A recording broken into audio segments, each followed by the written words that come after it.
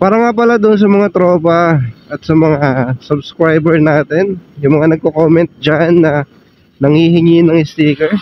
So baka by next week, meron na ulit akong sticker. Medyo matumal pa eh. Wala pang sahod, wala pa tayong pang-invest doon sa aking sticker. So next time, magkakaroon din tayo ng mga papremyo doon sa mga subscriber natin na masipag mag-like and share ng aking mga video. Last time, nag-clearing na rin kami dito eh. Hindi ko ata ito nasama sa vlog ko dahil mas nauna namin itong nagawa bago ako nakapag-decide na mag-vlog. One eternity later.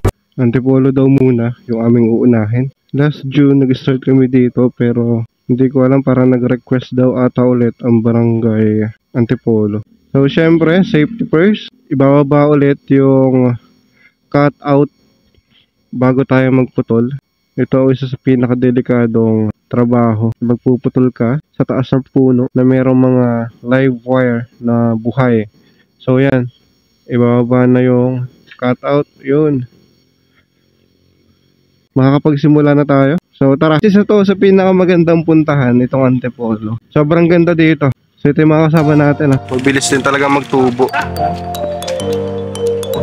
Linis na.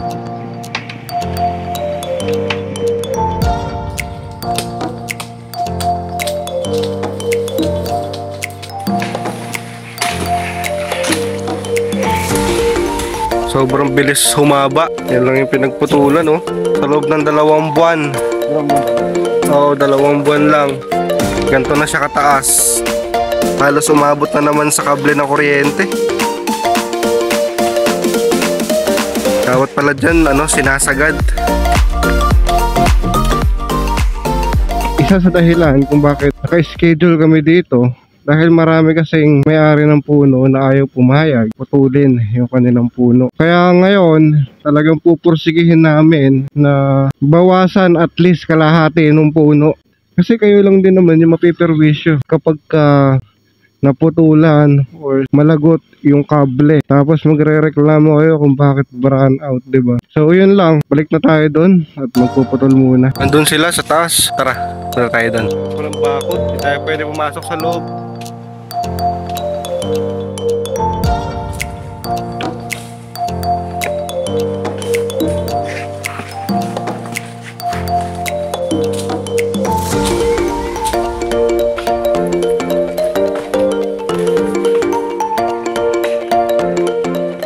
So pasok tayo dito sa looban.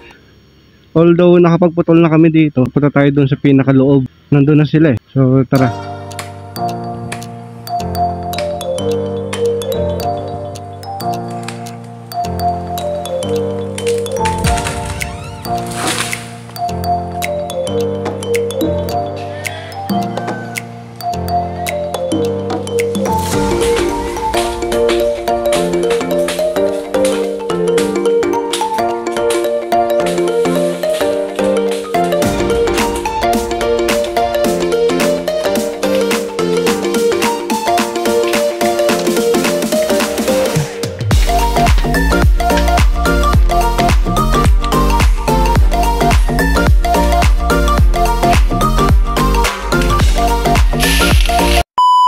Palabas na kami ngayon ng barangay Antipolo. So kita-kits tayo sa aking susunod na upload.